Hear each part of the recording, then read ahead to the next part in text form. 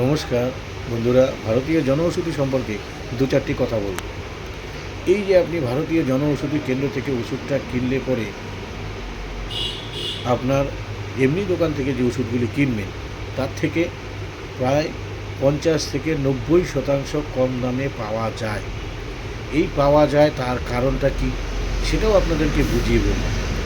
সেটা হচ্ছে, আমাদের যে ওষুধগুলি তৈরি হয় এই ওষুধগুলি কোনো ম্যানুফ্যাকচার কোম্পানি বানায়। সেই ম্যানুফ্যাকচার কোম্পানি কি ওষুধগুলি বিক্রি করে আপনার বাড়িতে দিয়ে যায়? না। আপনি কোনো দোকান থেকে ওষুধগুলি কেনেন, দিয়ে এই দোকানগুলিতে ওষুধগুলি পৌঁছায় কী করে সেটা আপনি খেয়াল করবেন। দেখবেন কোনো ডাক্তারের কাছে যাবেন দেখবেন ওখানে মেডিকেল রিপ্রেজেন্টেটিভ দাঁড়িয়েছে, তারা এটা প্রমোশন করে, মার্কেটিং করে। তারপরে ওষুধের দোকানে যাবেন, দেখবেন কোনো ছেলে এসে ওষুধটা দিয়ে গেছে, কার্টুনে করে এনে দিয়ে গেছে, তার মানে সে একটা পার্সেন্টেজ পায়। ঠিক আছে, তো এইসব পার্সেন্টেজ যে আসে, তারপরে ট্রান্সপোর্টিং আছে, এই যে এইসব পার্সেন্টেজ আছে। আর আমাদের ভারতীয় জনঔষধি কেন্দ্রের ওষুধের কোনো কিছু লাগে না, সোজা ডাইরেক্ট ম্যানুফ্যাকচার হয়, ম্যানুফ্যাকচার থেকে সোজা আমাদের যে জনঔষধি কেন্দ্র আছে সেখানে পৌঁছে যায়।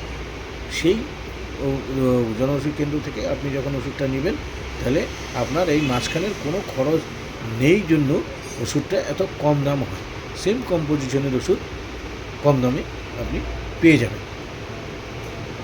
আর এটা ভাববেন না যে ওষুধের গুণগত মান কী, ওষুধের কাজ করে কি কারে না। অনেকের মনে ধারণা হতেই পারে যে দাম এত কম যে ওষুধের কাজ হবে না, কাজ হবেই। এটা সম্পূর্ণ দ্বারা ওয়ার্ল্ড হেলথ অর্গানাইজেশন দ্বারা স্বীকৃত।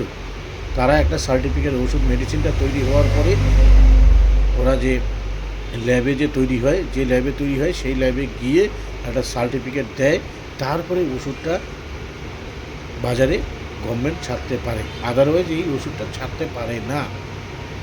তো এই WHO দ্বারা স্বীকৃত হওয়াতে এবং ভারতীয় পরিযোজনার অন্তর্ভুক্ত হওয়াতে ওষুধের দাম কমসে কম করার চেষ্টা করছে। এতে মানুষের যেমন উপকার হচ্ছে, তেমনি রোগটাও সেরে যাচ্ছে।